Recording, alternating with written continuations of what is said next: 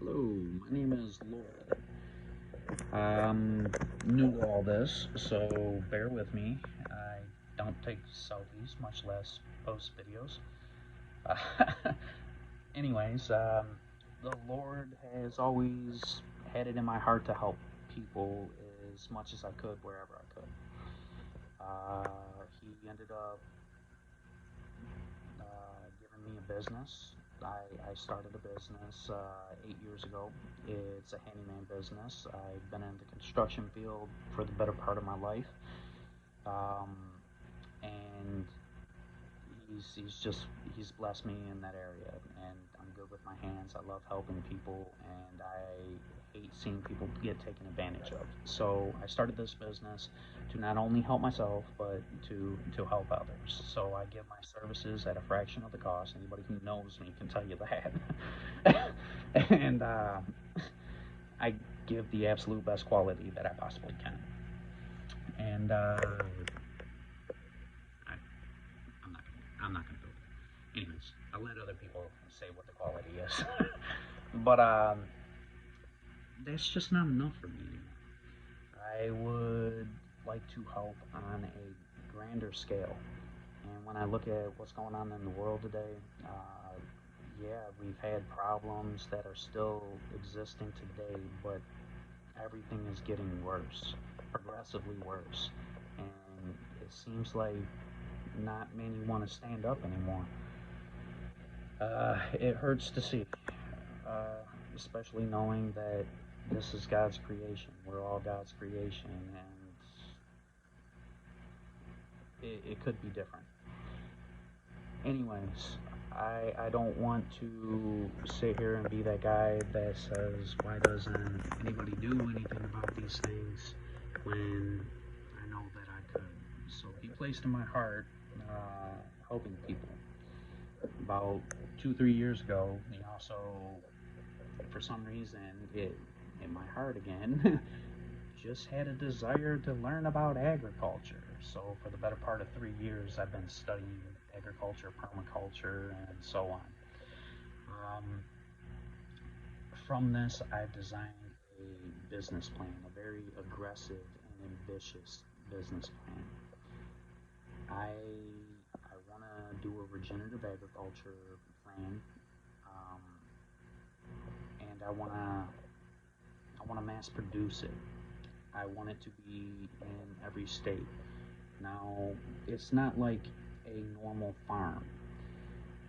It's several different areas that are businesses within themselves in the agricultural field, all within the one. This plan is designed to grow. It's a design that's completely scalable, repeatable, and it's sustainable. It will sustain itself after it's going, as long as the right people are in place to run it. And with that said, if this can be mass produced across our country and even the globe, we won't see the food shortages that we do. We won't see the poverty that's striking nations, like devastating them. We won't see all of that stuff from this. It'll cut down import export costs and the footprint that we're leaving on the planet. It it will affect and address so many different things.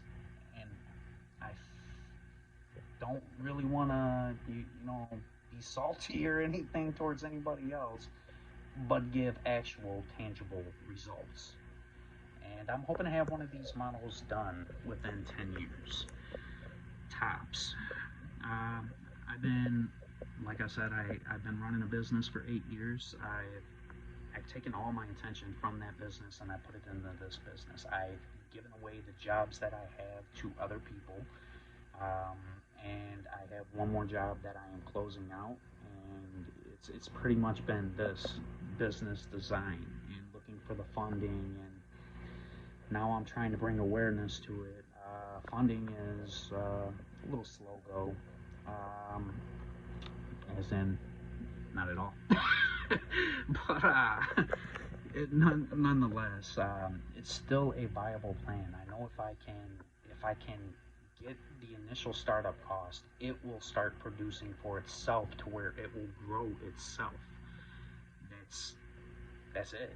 And then after that, you know, it's a matter of me and whoever else is helping, which this is a community-based plan. It's designed to stimulate our economy. Yeah, sorry. It's designed to stimulate our economy, and it's also designed to be a community-based plan. Like we're bringing the awareness to the homelessness that's in the communities. We're bringing the awareness to the hunger that's in the communities, and you know, there's phase two has an animal shelter in it. Yeah, it's crazy. This whole plan has I've never seen a plan like this, and honestly, seeing it come out of me, I know for a fact because I know me that this is God's plan. So I'm leaving it in his hands. I'm making this video to bring awareness to it because obviously I'm gonna need help. He's already told me this is not going to be done just by me. Not like audible. It's kind of an impression that I've gotten. But it's got to be done though. And if we build one in one state, the entire nation will see what it does for that state. And it won't even take the entirety of the plan, like the completion of the plan, for that to be a visible and viable thing to look at, to know it is creating real results. And I'm totally confident in that, especially with the breakdown of everything. It's incredible. I just feel like his hands were all over it. So the business is going to start off with microgreens and produce.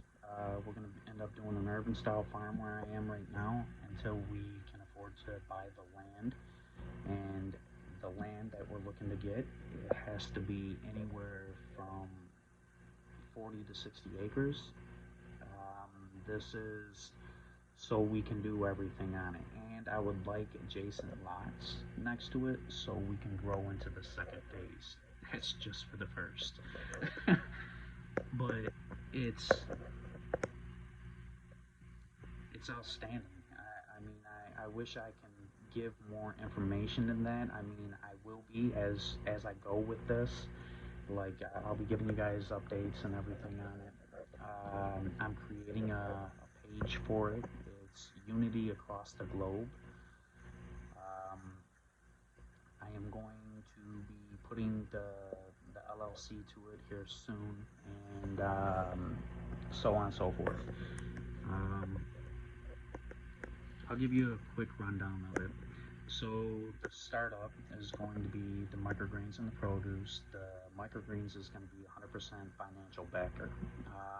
That is the growth of it, and I'm also going to run the business that I have now, do jobs on the side. I'll start taking on more work again here whenever I can afford to. I mean, all my attention's being spent on this. It's a lot of nights where I'm sleepless nights just up doing this. Anyways, it's going to start with the microgreens. It's going to go into the produce. The produce is, I'll give you the breakdown of the produce. I won't give you the breakdown of everything else, but the breakdown of the produce is 50% toward the homeless and the needy right off rip. And then the other 20% will go towards farm hands and toward personal use. 20% will be sold into a store, with a fraction of that being donated as well. Then another 10% into the infrastructure, and then we have chicken farming. They'll be on rotational grazing, and we'll be using eggs and meat for the chicken, and we'll we'll also be doing a hatchery there. The goat farming, we'll be doing 2 different breeds. We're going to be going Toggenburg and Nubians. We're going to be donating out of this business as well. With the goats, we're going to be making milk, cheese, yogurt, or yogurt, soap, lotions, skincare products, and we're going to be using for meat. We're going to be breeding them as well. The sheep's pretty much the same thing. We'll be using for meat, wool, and breeding. Donating as well. We'll be going with Dorpers and Suffolk for those. We'll also be doing pig farming. We'll be breeding them as well. We'll be donating as well. We'll have them for meat as well. We'll be doing composting. Now we'll be doing regular composting and we'll be doing vermiculture composting. And with the vermiculture, we're looking and anyways, that'll be donated as well. Anyways, going on, we'll also be having honeybees for the pollination of our crops and everything, and we'll be using the honeybees not only for honey, but we'll also be making wax products out of those. We'll have flower farming, so flowers throughout the farm and then a general area for the farm, so they can be sold on the side, and donations can come out of that as well. We'll be doing potpourris, oils, bouquets, starters, weddings for the B&B. That is in the second phase. And pest control. That way we don't have to use any pesticides. The certain plants will fight certain pests, so that's what we're gearing toward, which is more into the permaculture aspect of things, but that gets a little in depth, so I'm not going to go there. We would also like a farm store where we can not only sell our goods, but local farmers can sell their goods as well, and not like going to Kroger and taking such a cut on your food and then having all the liability on you. Not like that. You bring your goods. If I have room, they're going to get sold, and you're going to take your cut, and it may be a bump back toward the business or something, but nothing big. So pretty much all of it will be going to them.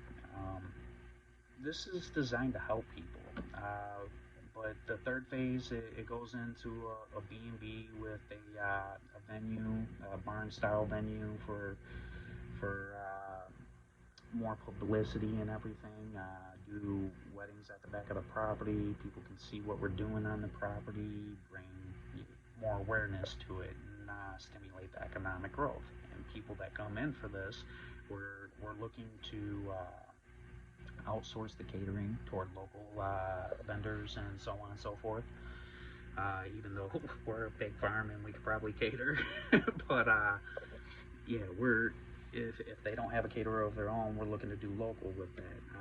We're looking to provide housing for not only the farm hands who we're hoping can be people that don't have a home, and they want to make a difference in their life. Give them that second chance. Come work on the farm. They'll have room and board and a little bit of cash to compensate as well. And then we're also looking at low-income housing afterwards, which is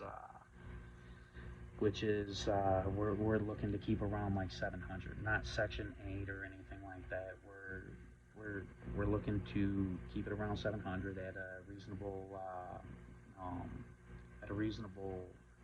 more than reasonable nowadays, but price level, and we're hoping that they get involved on the farm. But this is just a quick overview of it. That's really not even everything. But I'm gonna stop there.